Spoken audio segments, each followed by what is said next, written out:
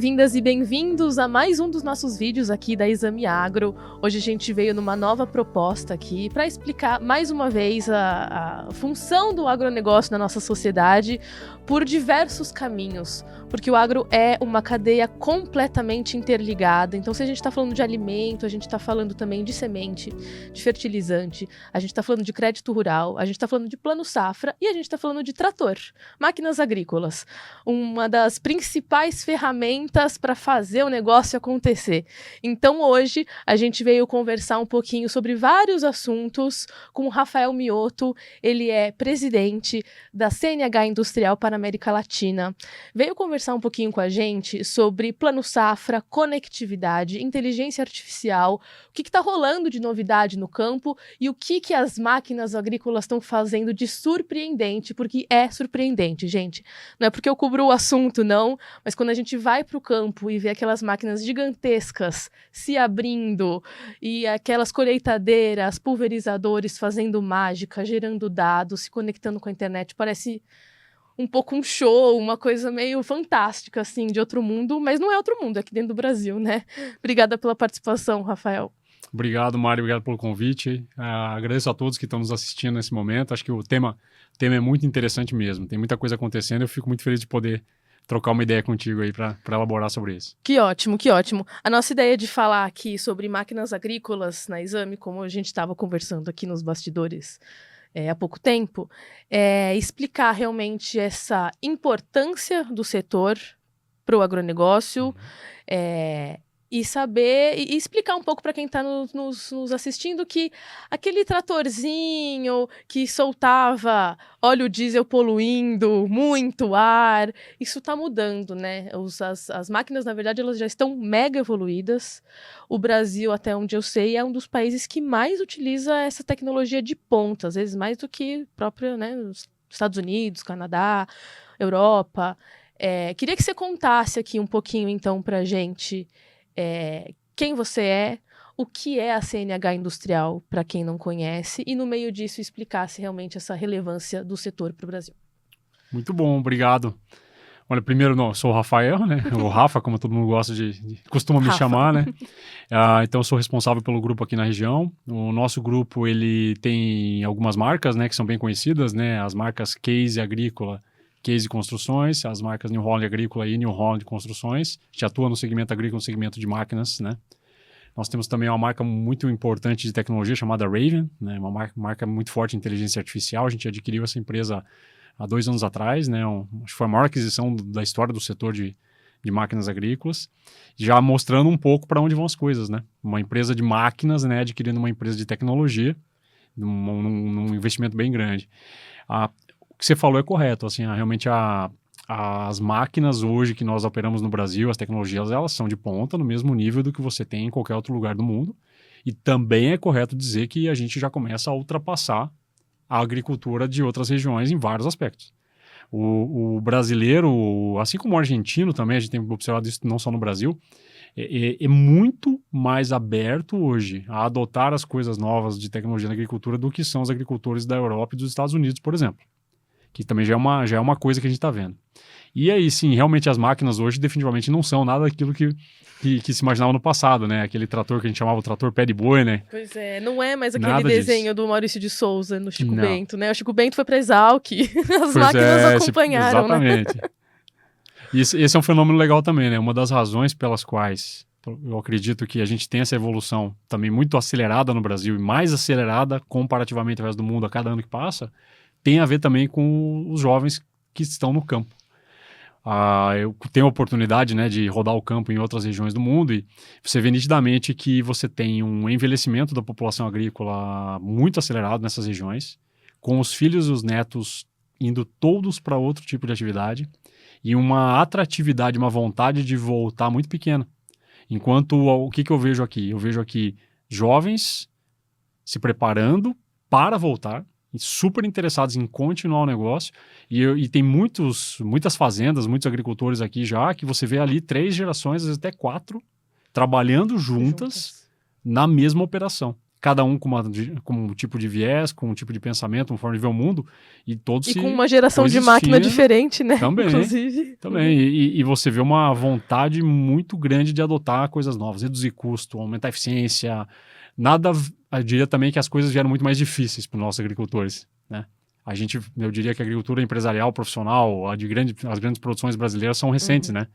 E nós entramos para competir num mundo que já tinha aí 100 anos de agricultura mecanizada, e a gente tem que fazer em 10 anos em um, né? Para poder competir com os nossos concorrentes globais, né? Isso também é um fator que estimula e as coisas estão andando. Isso que você falou da faixa etária e dessa questão da sucessão familiar, né? Que tanto se discute no agro também, eu ouvi de um produtor também do Canadá recentemente que espanta essa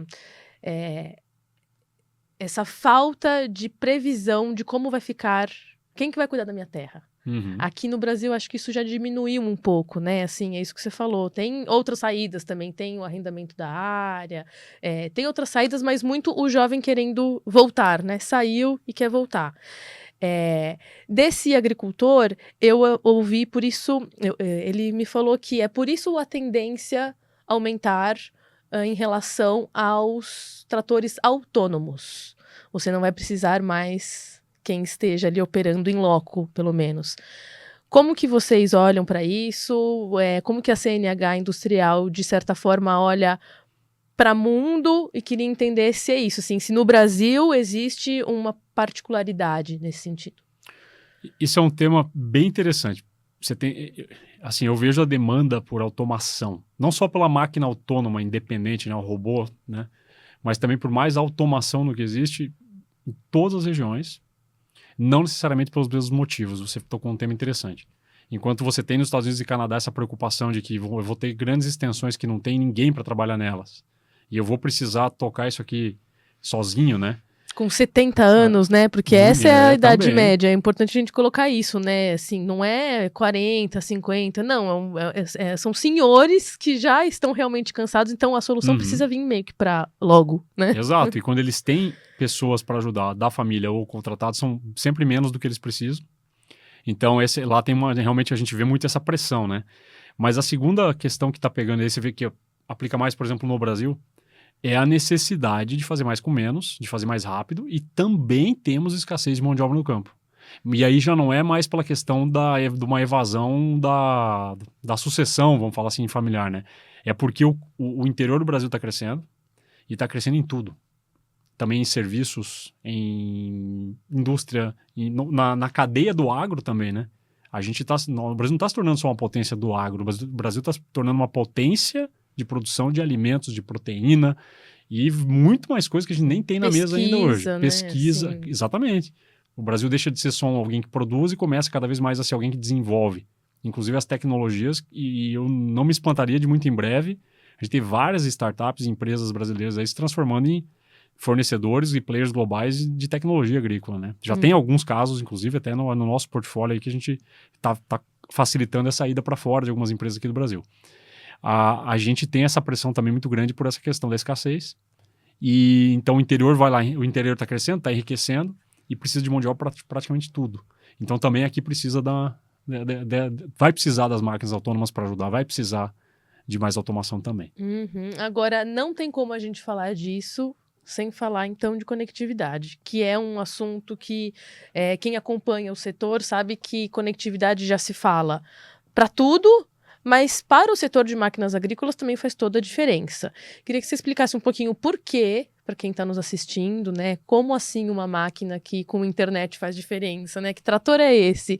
Então, no sentido de geração de dados e tudo mais, mas como que você enxerga a conectividade hoje no Brasil, né?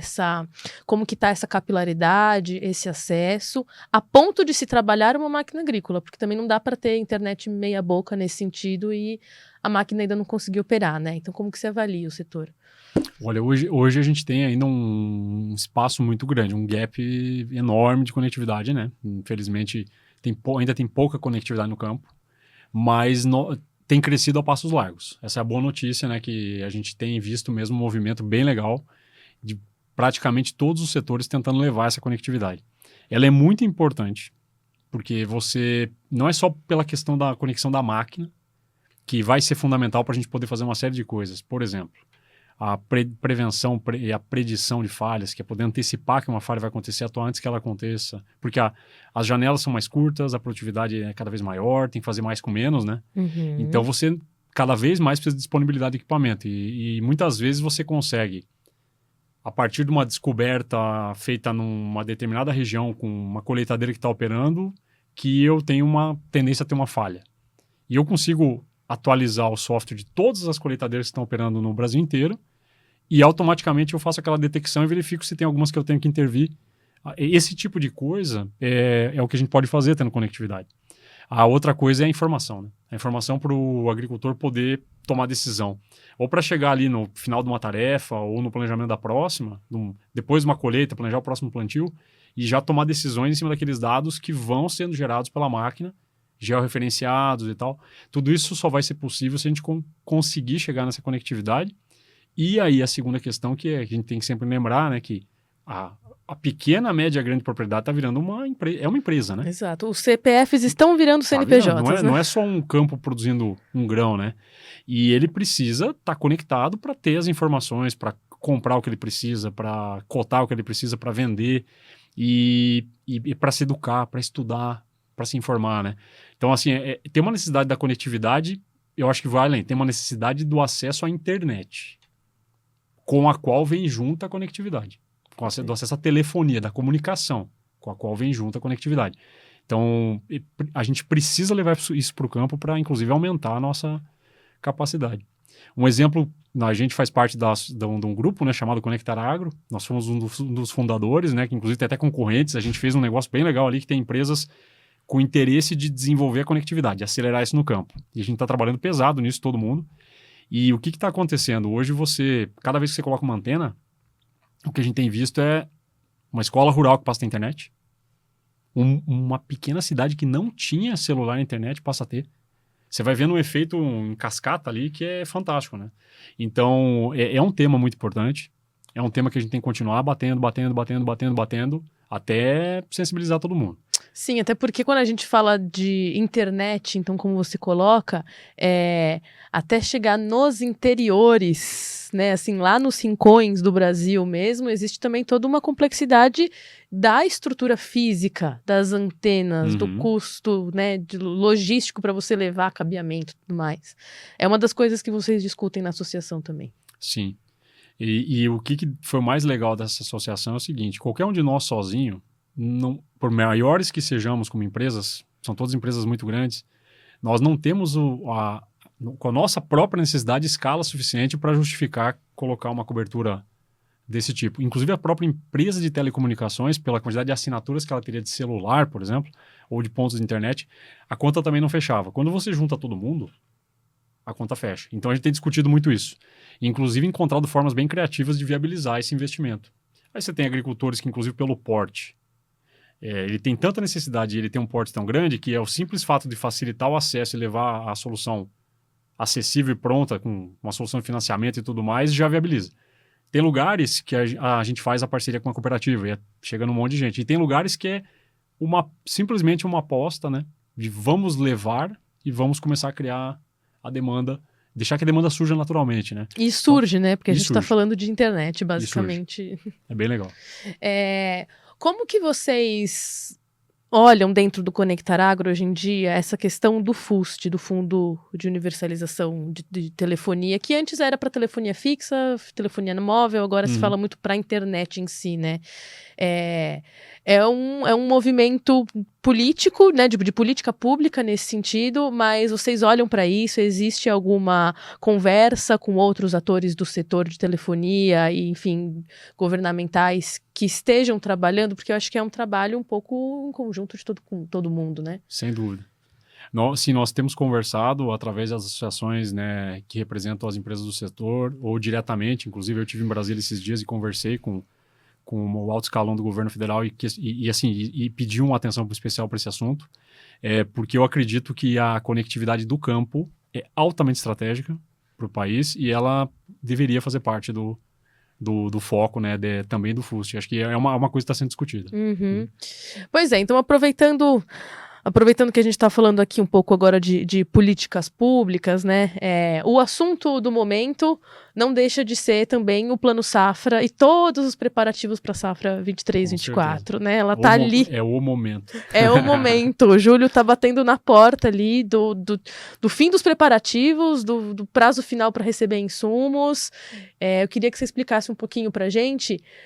Para o produtor que deseja renovar a frota ou que precisava pelo menos fazer ajustes, julho é um momento do quê? Dá tempo de comprar máquina ainda para plantar em setembro? Não dá? As entregas estão como? Queria ter esse feeling do setor agora. Não, é o momento mais importante, né? Há controvérsias, né? Se eu falar com um especialista de colheitadeiras no meu time, ele vai dizer que não, o momento mais importante é a colheita. Mas é um momento mais importante, definitivamente, que se toma a decisão da grande safra, né? Da primeira grande safra, que é a safra de verão. Então, agora é o momento, sim, é o momento onde estão sendo feitos os investimentos, né? Quem tem que renovar equipamentos, quem precisa expandir frota, quem precisa aumentar a capacidade, produtividade, tá acontecendo agora mesmo. Esse trimestre é sempre um trimestre muito forte para isso. E as decisões, como você bem falou, né? As decisões dos insumos, né? As decisões de tudo relacionado ao plantio. E esse ano está um ano curioso, né? Em função dos preços das commodities, né? A gente vê... Foram 2 meses aí que assustaram bastante a maioria dos agricultores. E eu vejo ainda um pouco de demora na tomada de decisão. Receio. Mas... no fundo, todos têm plena consciência que a gente está vivendo uma especulação, não uma especulação, né? Um fenômeno temporário relacionado ao preço das commodities, né? Mas realmente a gente está ali no momento da decisão da safra. E pelo que tudo indica, até por questões climáticas e tudo, a gente deveria ter uma safra espetacular, né?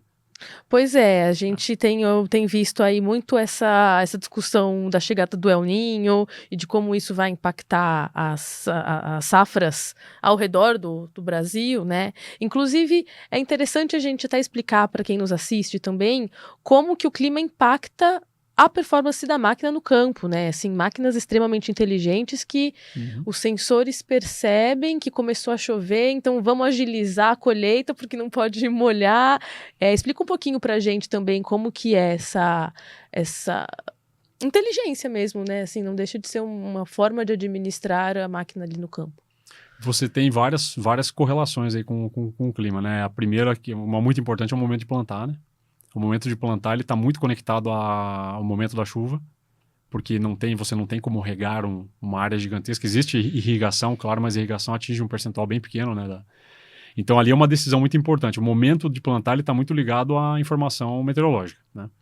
O momento de pulverizar também leva em consideração, né, uma série de questões para você poder colocar ali os defensivos na hora certa, da forma certa. E a colheita, que é sempre um fenômeno bem interessante, também relacionado ao El Niño e La Niña, né? Que você tem anos onde chove pouco e anos onde chove muito durante a colheita. E para quem não conhece muito do setor entender o que eu quero dizer, imagina você só pode colher com um certo nível de umidade, né? A partir de uma determinada quantidade de água que cai numa plantação, você demora muito para conseguir entrar para colher, porque o grão está muito úmido, você não pode colher. Entrar no sentido de entrar com o trator na lavoura. Máquina para colher, exatamente. Termos que a gente vai destrinchando aqui. Né? E você, às vezes, precisa demorar muito esperando que seque a lavoura o suficiente para você voltar a colher novamente e começa daí a ter danos na lavoura, começa a perder. Aí, quando o clima fica quente e seco o suficiente, você entra para colher, você tem que colher muito rápido. Então, assim, isso influencia, inclusive, o dimensionamento de máquinas. O tipo de clima que vai se apresentar para plantar ou para colher indica se você precisa de mais ou menos colheitadeiras, plantadeiras, ou maiores ou menores. Então, tá tudo correlacionado. O clima... E o clima é a razão, você falou do plano safra antes, né? E o clima é a principal razão, pelo menos ao meu ver, pela qual um agricultor precisa de suporte e fomento para produzir o alimento, né? Porque o nível de incertezas que ele tem no dia a dia é imenso, assim, ele pode perder todo o investimento do ano em função no acaso climático, né? Mas a gente pode, você conhece casos, a gente pode entender que, por exemplo, um anúncio de El Niño, uma preocupação que aqui não está tão alarmante, né? Convenhamos que existem preocupações maiores ali em relação ao clima dos Estados Unidos, né? Ali o milho deles está performando pior do que eles imaginavam, mas enfim. Você acredita que um produtor tome a decisão de vou comprar mais uma máquina, vou comprar uma máquina nova por causa do clima. Se ele vê que está determinado, né, isso sim, previsão de El Niño, minha máquina não está compatível com esse desafio climático. Existe isso? Em algumas regiões do Brasil existe, do mundo, onde você tem as regiões que elas pegam as variações extremas. Eu vou dar um exemplo. Você tem uma diferença enorme na probabilidade de seca ou de chuva no Rio Grande do Sul ou na Bahia, conforme muda de El Niño para Laninha. Esse é um exemplo. Agora, o produtor ele não consegue fazer esse planejamento de forma tão precisa, porque a variação ela não é uma coisa muito clara. E às vezes, inclusive, ele é surpreendido. Normalmente, essas decisões com base na mudança do clima são tomadas um pouco mais perto. Então, uma coisa que acontece, por exemplo, às vezes, quando você tem janelas muito curtas para colher, porque chove muito durante a colheita, aumenta a venda de colheitadeiras. Uma decisão tomada ali... Na boca da safra. Na boca da safra. Porque pode não acontecer o apuro.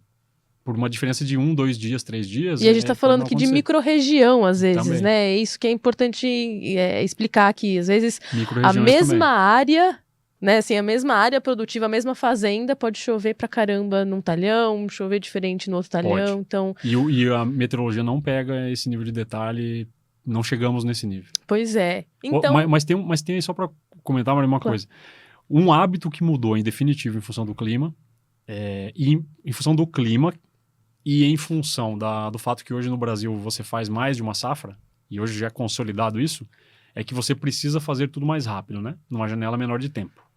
E isso faz com que, assim, uma regra geral é que todos os agricultores estão buscando máquinas maiores e com maior capacidade. Para quê? Para preventivamente ser capaz de plantar mais rápido e colher mais rápido. Aí você reduz a tua exposição. Se você é capaz de plantar muito rápido a tua safra, você consegue plantar nos dias ideais com muito menos tempo, né? E isso te reduz o risco. Também uma das razões dos investimentos em agricultura de precisão em máquinas mais modernas e mais capazes é a redução do risco.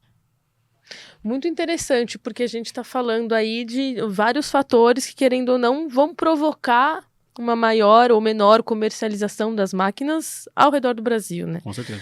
Eu queria, então, voltar nesse início de assunto, né, que a gente começou falando de plano safra, e entender, então, como que você vê hoje em dia esse anúncio do Plano Safra 23-24? Vou aqui fazer jus à minha colinha para dar os números certinhos aqui. Quando a gente está falando de Plano Safra, Moder Frota ficou com 9,49 bilhões de reais, Moder Frota Pronamp 2,37. Mesmo somados, o ideal para o setor, de acordo com a ABMAC, seriam 34 bilhões de reais, bem distante o valor.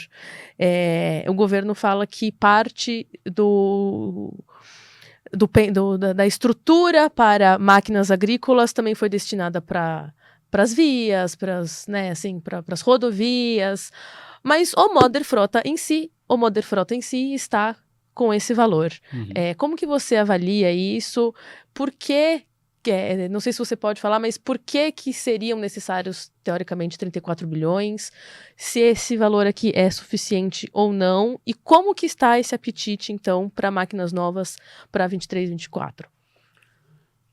Então, primeiro, assim, o porquê do valor, porquê desse valor que a ABMAC propõe, né? É um cálculo teórico, não teórico, mas com base na experiência, né, e no valor dos financiamentos, etc., que diz mais ou menos quanto dinheiro seria necessário para que o plano de investimento ali para máquinas do Plano Safra, o Moder Frota, pudesse cobrir toda a janela de uma safra, né?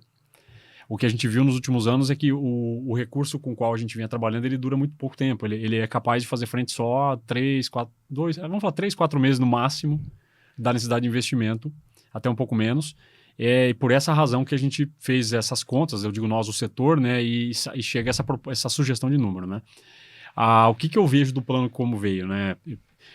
nós temos que ver o lado cheio e o lado vazio do copo, né? O lado vazio não vai ser suficiente para a safra toda, isso aí a gente já sabe, né? Infelizmente não é suficiente. Qual que é o lado cheio desse copo? A gente tinha um setor que estava muito, assim, um pouco inquieto, comentando, olha, não sabemos se esse novo governo federal vai suportar o setor, se esse novo governo federal vai ser um parceiro do agro, vai estar com o agro. E a boa notícia, na minha visão, é que a gente vem com um plano safra que é robusto, ele é até um pouco maior do que o anterior.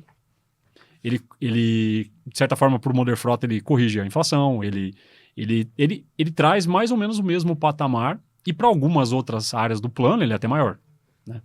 Então, eu acho que para o setor é uma boa notícia. É uma notícia de que a gente continua tendo um governo federal que entende que o agro é prioridade estratégica, é a máquina propulsora do Brasil, é a nossa vocação, e que está disposto a batalhar para conseguir ter os recursos, né? Então, acho que eu vejo dessa maneira. Traz previsibilidade, que é a razão pela qual é importante ter o plano, né?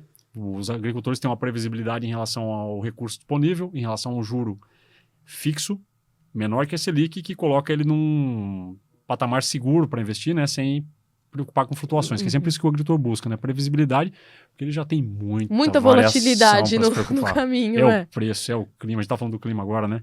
Então, pelo menos isso, né? E por que é importante um plano como o Plano Safra, né? Eu vejo muita polêmica às vezes sobre, precisa, né, subsidiar a agricultura brasileira, se não precisa. O primeiro erro dessa discussão, na minha opinião, é que eu não vejo como subsídio, eu vejo como fomento. É um fomento ao principal setor da economia brasileira, que não é mais só produzir grãos, é produzir alimentos para o mundo inteiro, né? E a gente compete no cenário global com vários mercados agrícolas que tem muito subsídio mesmo, né? Então a gente compete fomentando contra players que têm muito subsídio. E são subsídios maiores do que o nosso fomento. Então ele é necessário por isso, para poder dar competitividade, para estimular a produção de alimento, para ter segurança alimentar e assegurar a capacidade de exportar. E gera muita divisa positiva, né? E é muito imposto que reverte para a população do Brasil inteiro. Só para deixar claro que eu fiz a pergunta também, depois eu pensei, a gente precisa explicar. Explica um pouquinho o que é o Moder Frota em si, né? Ele é um dos programas dentro do Plano Safra, perfeito, voltado para máquinas agrícolas. Explica um pouquinho mais para a gente, por favor. E é exatamente como você disse, dentro do Plano Safra você tem linhas de investimento, né? O plano tem também as linhas que são para custear a safra, né? Empresto dinheiro por uma certa taxa e ao final da safra eu devolvo, né, esse dinheiro corrigido pro banco que emprestou, e por trás tem um estímulo, né, do governo federal, né, para que a taxa seja um pouquinho mais competitiva. O Moder Frota, dentro dessa linha, é a linha para investimento em máquinas, né, agrícolas, né? Então, o foco dele é Moder Frota, é modernização da frota. O objetivo dele é a gente ter uma frota mais competitiva, mais moderna, que traga menos custo e mais capacidade para a agricultura brasileira, porque a frota de máquinas agrícolas do Brasil é bastante envelhecida, comparado com a média global. E a gente tem muito menos máquinas proporcionalmente à quantidade de hectares do que tem também em outros países, né? Então, e temos ainda muitas propriedades rurais que nos Estados Unidos e na Europa são mecanizadas e que ainda não são também. Então, tem vários objetivos com o plano, né? É permitir a modernização da frota de quem já é mecanizado, mas também mecanizar quem nem chegou lá ainda, né? Então, essa é um pouco a ideia do Moder Frota. Para a gente ter noção do tamanho do Brasil, né? Porque a gente começou falando de tratores autônomos, mas é importante lembrar que tem muito no Brasil também, quem ainda vai se modernizar e me lembrou aqui, o assunto, a nossa discussão aqui, também me lembrou, a gente já falou de sucessão familiar, falou de conectividade, falou de plano safra, eu queria entender um pouco como que vocês olham o setor de inovação aberta em geral, porque acho que é um pouco da junção de tudo, assim, né? Você tendo máquinas modernas, tendo internet e tendo um operador que saiba operar e que saiba extrair esses dados, eu acho que tem uma riqueza muito grande aí para a inovação aberta, que conversa também com o que você estava falando do Conectar Agro, né? Como que vocês enxergam isso? Qual que é a aptidão brasileira para a inovação aberta no Brasil e a relação disso com máquinas agrícolas, né? Olha, eu primeiro começo do final, né? A aptidão, sem dúvida, a gente tem uma aptidão muito grande, até por essa característica que a gente comentou no começo da conversa, né? De que a gente tem uma agricultura jovem, moderna, que realmente a gente tem sucessores, a gente tem a juventude atuando forte ali. Então, a primeira coisa, a aptidão é enorme para isso, né? Quando você... E isso eu vejo também na sociedade brasileira como um todo, né? Pelo menos a gente vê alguns números que mostram que por mais que tenhamos vários desafios, todo o embrião que se cria de alguma coisa de inovação no Brasil acelera a escala de uma forma impressionante, né? Tem uma vocação cultural, tem alguma coisa aí na água que a gente bebe, eu acho que eu tenho observado muito isso. Fui para Israel, inclusive, faz pouco tempo com os nossos concessionários para tentar ver um pouco do ecossistema de inovação deles. Eles são muito fortes em irrigação também, muito, né? Muito, muito. A gente pôde, inclusive, conhecer essa etapa. E a gente percebeu que, em termos de modo de pensar, cabeça aberta, tá muito alinhado com o que a gente tem aqui, né? E então, acho que, assim, se estimular e se provocar, o Brasil vai muito longe. E assim, você perguntou sobre inovação aberta. Eu acho que é a única maneira. A única forma que eu acredito da gente ter sucesso, e eu falo nós como país, como agricultura, e também as empresas, como a minha, como todas as outras que estão participando do setor, é parar com essa ideia de sistema fechado, eu faço tudo, eu tenho aqui o meu cercadinho. Eu acho que a gente só vai conseguir evoluir se a gente fizer coisas como o Conectar Agro. Não dá para privatizar os conhecimentos, os acessos, né? Eu acho que não. E a gente teve uma experiência excelente ao definir que a nossa estratégia seria de inovação aberta.